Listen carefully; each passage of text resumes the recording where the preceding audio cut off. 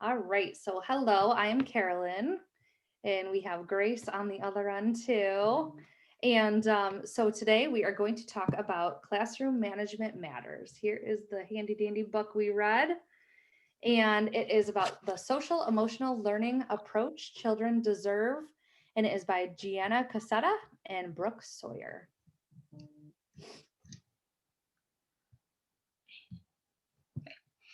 All right. So one quote that we thought was really beneficial, it's here's the truth that's worth telling. There's no perfect teacher, no perfect school leader, no perfect school. The only perfect thing we can do is to be willing to revise what we do to make it better.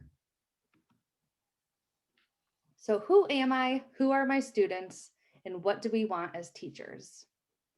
A critical way to improve the outcome of students, particularly our vulnerable youth, is to develop positive teacher-student relationships. So this is because relationships are a way to meet the student's needs of relatedness, competence, and autonomy. A close relationship with a teacher provides a child with a feeling of relatedness, and in turn, this secures the relationship, allowing he or she to safely explore and engage in challenging learning tasks, which thereby improve the children's competency and autonomy. So if students have more positive relationships with their early elementary school teachers, they are more likely to have positive relationships with their later elementary and secondary teachers. The reverse is also true. So when students have negative relationships in their early elementary school years, they are also going to have less optimal types of relationships with their later elementary and secondary teachers. So these were a couple, I thought, intriguing quotes from the book, actually. So who am I? Who are my students? Continued. So this quote, it was, you only learn from those you love. And then we also had one, it was, no significant learning occurs without a significant relationship. And another one that we had was, children learn best when they like their teacher and think that their teacher likes them. And out of these quotes, I feel that actually all of them hit home. When I look back to my learning experiences, I feel that you have to respect the people teaching you or that you're learning from to actually learn. So the teacher or the mentor is trying their best, and it's very demanding to try to teach each student the way that they want to be taught. But this is the interesting side of teaching. So how do you relate to the students? And each student wants to learn differently. So how can you incorporate all of those learning styles into one class when they are all different? And another quote we have, so teaching is the one job where you have to find something to like about all of your students. Find it and tell them. Everyone has competencies, even if they aren't the ones you want them to have. All right, so what do I want for my students? Obviously, you're going to hear a lot about positive relationships because the book really emphasized that and it's so important. And the author said that learning how to connect to students despite the differences is the growing that is required of teaching. It's the growing that you want of your students too. You don't want them to miss an opportunity because they can't get along with a certain type of person. Instead, you want them to learn how to respond to difficult personalities and situations in a way that keeps positive possibility open. We don't choose the students that enter our classroom, so it's important to remember that we are here for our students to grow, no matter who they are or what issues they come to us with. So we have to think when thinking of classroom management, what do we want for our students? How do we want them to be when they leave my classroom? So one thing that we want for our students is efficacy. Students, which is the power to reach a desired outcome. Students learn efficacy through experience, and teachers need to set up those experiences for them. Some examples that the authors gave was a student having a peer stop his pencil tapping by explaining that the sound is distracting. Um, Students choosing a group to work with to study a chosen research topic, or a group of students responsible for setting up, collecting, and emptying recycle bins in the school. Those are all ways that teachers can help students build efficacy. And students who have a strong sense of efficacy and social skills can be taught to have a critical mind. They can be taught to evaluate the world they live in, identify issues, ask questions, and plan and advocate for improvements. So, helping students to develop efficacy could be a game changer for their future, not only in the classroom, but out in the world as adults, as human beings. We also want students to strive for 5 categories of social emotional competencies. These were also emphasized a lot throughout the book. And the 5 competencies are self awareness, that's being aware of their own emotions, self management, which is impulse control, goal setting, and appropriate display of emotions. Social awareness is engaging in perspective taking and modifying your own actions to meet the situation at hand. Positive relationship skills um, is developing meaningful relationships with peers, teachers, and other adults, and responsible decision making, making decisions about safety, learning, and being respectful toward others. So students who display these 5 competencies exhibit more positive behaviors in the classroom, both socially and academically. They have better self-control, attention, and persistence, and all of these then lead to better academic performance. Students that utilize these social emotional competencies acquire skills that let them be successful without being controlled. So, again, there's that efficacy there. So, they develop efficacy through social emotional competencies and learning. So, then how do we help students reach these competencies? Teachers really need to explicitly teach social emotional skills. They're not something that comes natural to most people, I would say. It's something that needs to be learned and taught. Teachers can have an inclusive and welcoming classroom community. That's really important. And again, developing those caring relationships with students. I said this is going to be repeated throughout our presentation because it was so emphasized in the book. And social emotional competencies can actually be taught through the gradual release of responsibility model. So, how can we inform our expectations of student behavior and positive classroom management? We can be strong in our understanding of practices and behavior that we have been discussing. It's important to understand the stages of child development. A lot of times we think that children are misbehaving when really they're just being 7 or being 13. So, knowledge of child development can help inform our decisions about how to support students in behavior management and the social emotional competencies. But it is important to remember that child development is not perfect. Each child is unique in their own development, and you really have to take into account their background, like their culture, their gender, social economic status.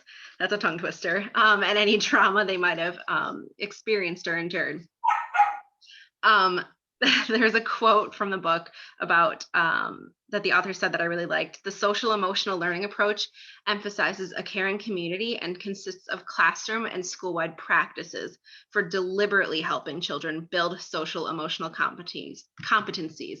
Like I said, humans aren't just born having these skills, social emotional skills. So it's really important to teach those skills in school and to help students understand social emotional learning.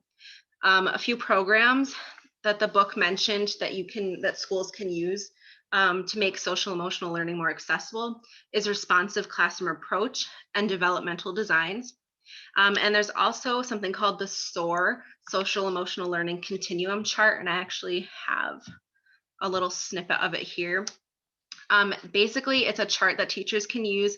It lists each grade level and the ages that children are typically at in that grade. And it has the 5 competencies across the top. And it can be used, and then it lists all the developmental indicators of what they should be doing at each competency in each grade level. So this can be used as an assessment tool and an instructional planning tool. And it reminded me of the social emotional learning standards that we looked at last week for one of our discussion prompts. So it's just another tool that you can use in your classroom. And then, as a result of developing these competencies, children can mature into complete people who can lead effectual lives. But that isn't easy work. It requires assessment practices that allow teachers to determine class needs as well as individual student needs. It also requires a plan for teaching. And as with all good teaching, there needs to be a feedback loop to students and follow up teaching. So, social emotional learning can have a real impact on student behavior and classroom management. So, teachers need to practice social emotional learning with students and lead them in the right direction to attend to their behaviors in a positive way. And it really does require explicit um, teaching expectations and routines in the classroom. So, how do I set boundaries and teach expectations? So, I thought it was really interesting the different points that we found in this section. So, just as we teach academic expectations, we also need to teach behavioral expectations. So, first, effective teachers are proactive. That is, they prevent problem behavior before it occurs, having clear having clear and predictable routines and rules is a way to increase your students' positive behavior. Second, you should provide positive reinforcement when students meet your expectations.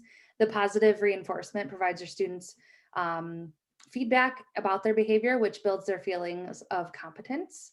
And then when students feel more competent about their abilities, they are more likely to continue to exhibit positive behavior.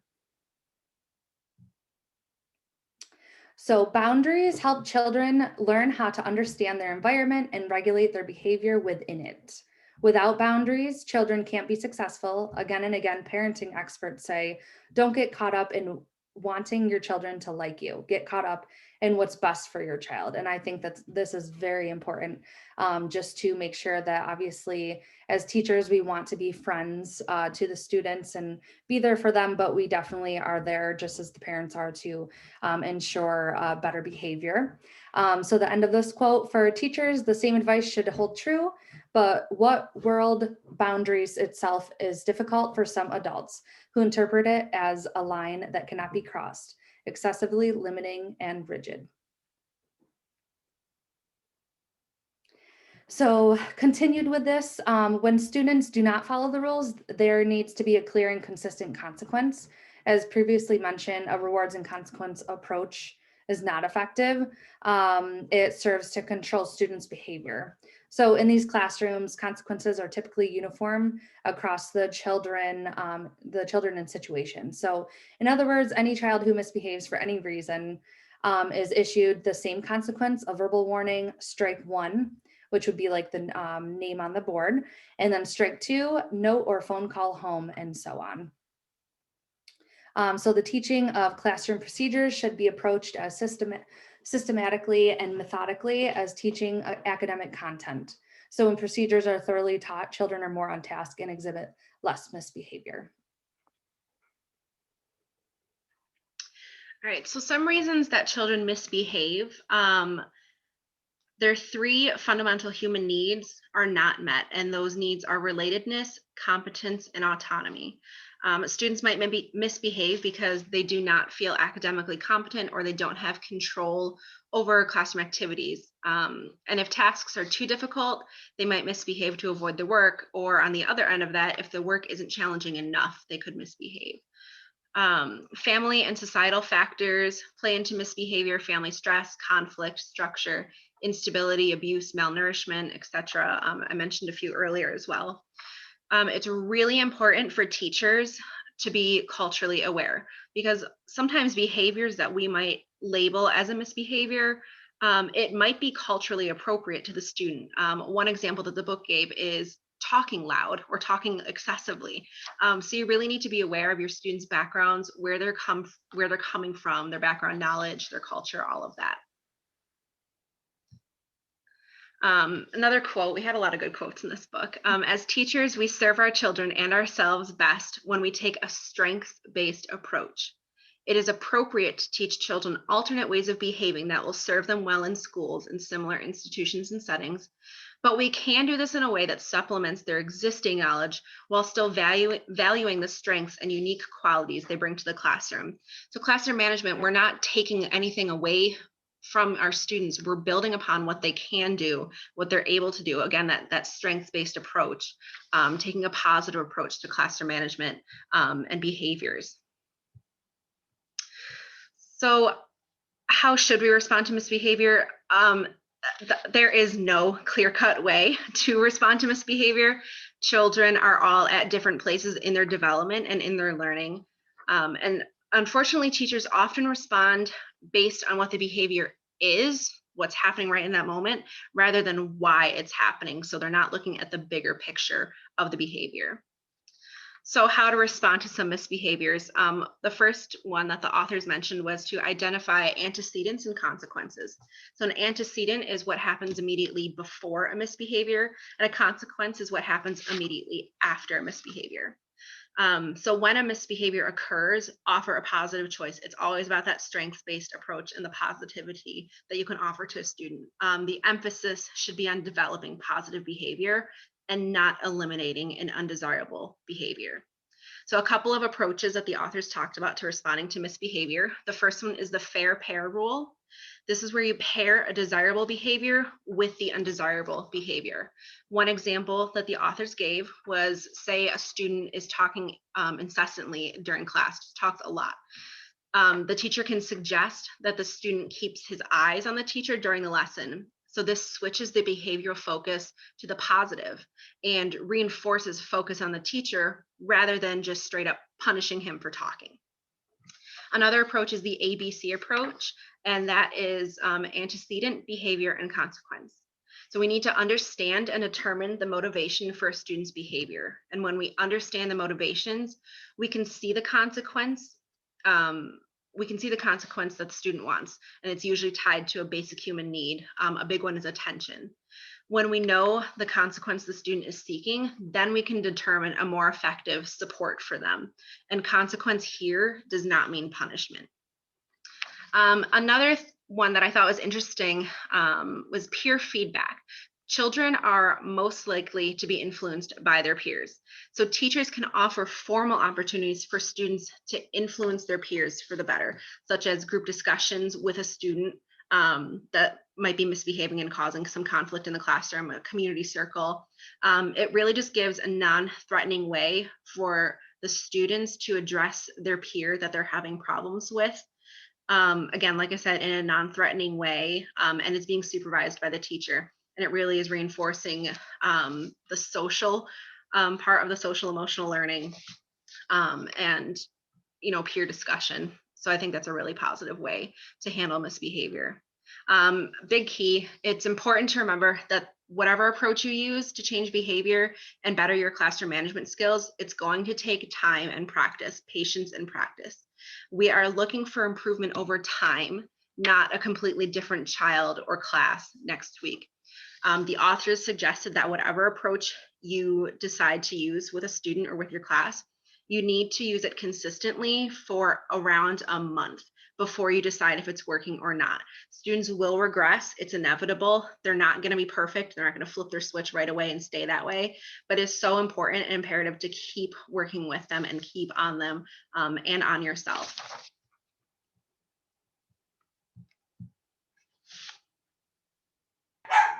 I'm sorry, my dog is barking. So sorry. With this, how can instruction help students practice behavior? So through high expectations, opportunities for high active participation, varied instructional delivery. Sorry, 1 second.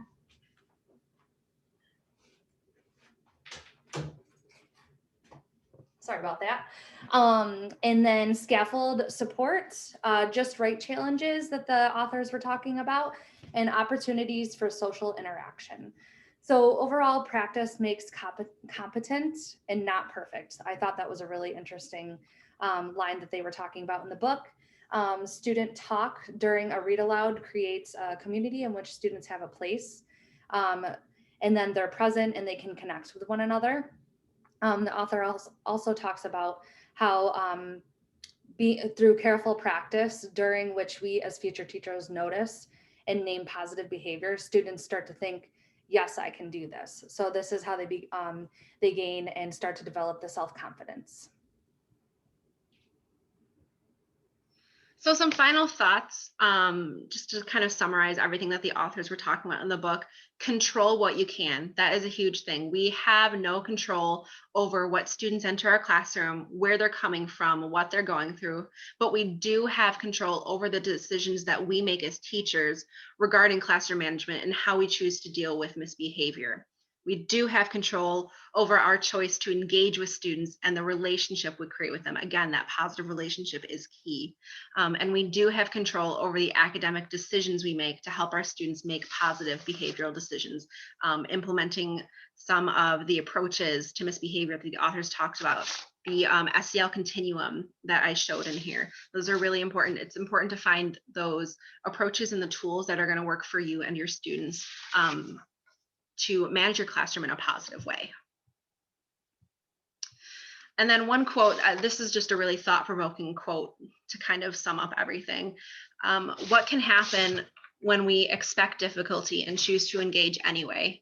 What if we let ourselves acknowledge that some relationships with students won't be easy, but we also promise ourselves that we'll do what's needed to prevent getting stuck in the difficulty? We have to uphold our responsibility to our relationship with the child.